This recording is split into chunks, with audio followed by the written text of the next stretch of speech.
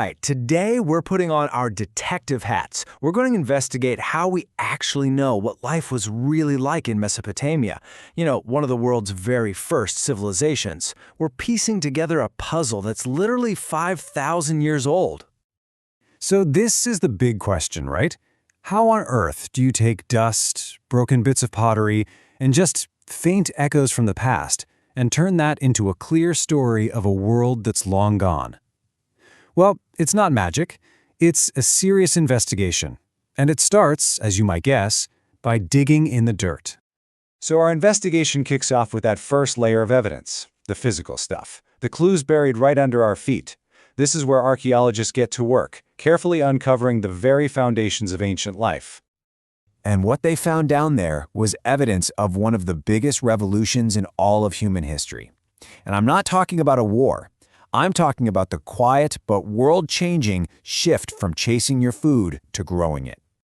The very first clues are the tools that people left behind. Things like these flint blades and scrapers. Now, they might not look like much to us, but these were the technology of survival. They show us exactly how early humans managed to get by long before cities were even a dream. And this is where you get that aha moment. These aren't just fossils of some old plants. These are actual imprints of domesticated wheat that were preserved in baked clay.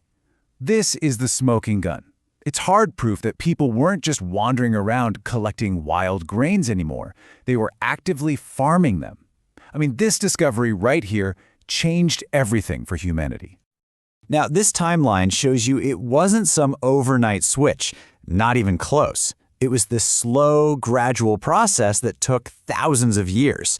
You go from the very first experiments with planting seeds around 10,000 BCE to these little open-air communities, and then finally you get established farming villages like Jarmo. This is how you get to cities. It all starts right here. Okay, so let's move on to the next major clue. And honestly, this one is a total game changer. This is the moment when the past literally gets a voice. We go from just interpreting objects to actually reading their thoughts. This, of course, is the invention of writing. And in Mesopotamia, that writing was called cuneiform. They'd use a reed stylus to press these little wedge-shaped marks into wet clay tablets. And it was an absolutely revolutionary technology. They used it for everything, keeping track of harvests, writing down laws, even composing epic poems. So here's the really crucial point. We move beyond just interpreting artifacts and trying to figure out what they mean. For the very first time, we can read direct accounts from people who lived thousands of years ago. We can actually listen to their own words about their economy, their beliefs, their struggles. And these ancient texts, wow, they make their challenges feel so immediate, so real. This is not some dry record. You can just feel the panic as they describe a catastrophic flood just destroying everything. It makes a 5,000-year-old disaster feel like it happened last week. But, even these incredible texts don't tell the whole story. What about the world behind the words? The climate they lived in, the landscape, the rivers that could give life one day and take it away the next? To reconstruct that entire world, well, for that, we need to bring in the full power of modern science. Yeah, piecing together ancient Mesopotamia is not a job for one person anymore. No way. Today, it takes a whole team of specialists. You've got archaeologists working side by side with soil scientists, botanists analyzing ancient pollens, and climatologists figuring out the weather patterns, all while computer experts are building digital models of these lost landscapes. And this kind of teamwork has led to some really mind-blowing discoveries about the environmental threats they were up against. One of the biggest was something called avulsion.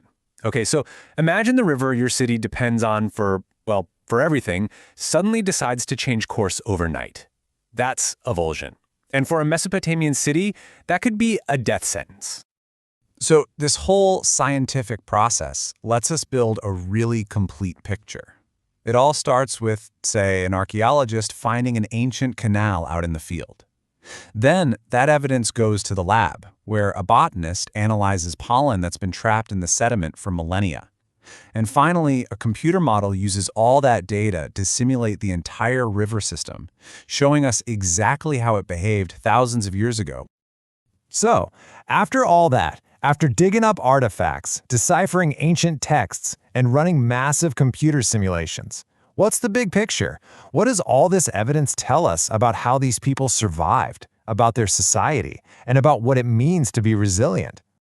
Well, the story that emerges is not some simple paradise. It's a story of constant, nonstop struggle against a really harsh and unpredictable world. They had to deal with everything from sudden, violent floods to these slow-moving disasters like their farmland getting too salty to grow crops, not to mention droughts and even plagues of locusts. And this is where it gets really interesting, maybe even a little eerie. Their ancient problems are basically our modern headlines. They were trying to manage floods and droughts with canals. We are grappling with climate change and water scarcity. They had to build a complex society to manage a fragile ecosystem. We're trying to figure out how to do that on a global scale. It's the same exact balancing act, just 5,000 years later. But the evidence forces us to ask a much harder question, one that goes way beyond technology or engineering. This quote really gets to the heart of it, because it makes us question what resilience even means. Is a society really a success if it only survives because of extreme inequality? I mean, the goal isn't just to sustain a system, it's to sustain a just one. Ultimately, this whole investigation into their world really just holds up a mirror to our own.